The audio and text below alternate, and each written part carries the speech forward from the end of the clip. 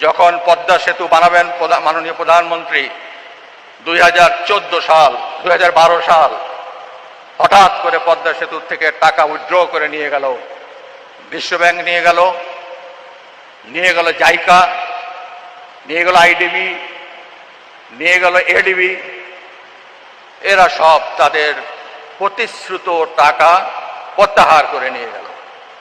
বলল বিশ্বব্যাংকে দুর্নীতি হয়েছে। এখানকার দুটি পত্রিকায়, নাম বলবো না এখন, ফলাও করে প্রচার করা হলো এখানে দুর্নীতি হয়েছে। আমি তখন দুর্নীতি দমন কমিশনের কমিশনার।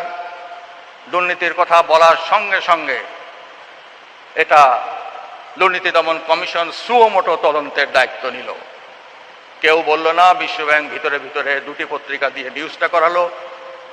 2 মাসের মধ্যে বললাম যে এখানে কোনো দুর্নীতি হয় নাই। সেটা ছিল মূল সেতু নির্মাণের টেন্ডার প্রক্রিয়ায়।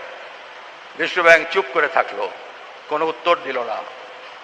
1 মাস পর তারা আবার বলল যে দুর্নীতি যদি মূল সেতু টেন্ডার প্রক্রিয়ায় না হয়ে থাকে তাহলে দুর্নীতির জন্য ষড়যন্ত্র হয়েছে।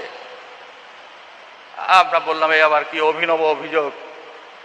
আমি ডিফার করলাম, আমি বললাম দুর্নীতির জন্য ষড়যন্ত্র কখনো হয় না, এ ধরনের কথা আমাদের পেনাল কোডে নাই। দুর্নীতি তখনই হয়, ব্রাইব কখন হয়? ব্রাইব হয় অফার এবং অ্যাকসেপ্টেন্স। আমি টাকা দেব, তিনি টাকা নেবেন।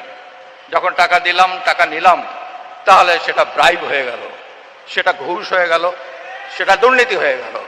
আমি টাকা দিলামই না, আমি একটা টাকাও দিলাম না, আর এখানে কেউ নিলও না, দুর্নীতি হলো কেমনে, ষড়যন্ত্র হলো কেমনে? স্বাভাবিক প্রশ্ন। আর যদি কেউ লয়ার নাও হয়ে থাকে তাহলে সে এটা স্বভাবেই বুঝবে এটা হয় না। আমি বললাম হবে না। কিন্তু দুঃখের বিষয়, আমার 3 জন সাথীর মধ্যে মতামতের গড়মিল হয়ে গেল, লাগলো চরম দ্বন্দ্ব। সরকারের মধ্যে সরকার হয়ে গেল, অদ্ভুত কাণ্ড। সরকারের সিনিয়র মন্ত্রী, সিনিয়র উপদেষ্টা এর মধ্যে ইনভলভ হয়ে গেল। আমাকে বলল বিশ্বব্যাংক যা বলে আপনি শুনে নেন। বিশ্বব্যাংক বিনা দোষে আমার কানমলা দিবে আর আমি এটা শুনবো, এটা কখনো তো হতে পারে না। আমি বললাম মাননীয় মন্ত্রী, আমি আইনের ছাত্র, আইনে লেখাপড়া করছি, ভাই আমি তো পারবো না। তো বলে কেন পারবেন না? দেশের স্বার্থে পারবেন।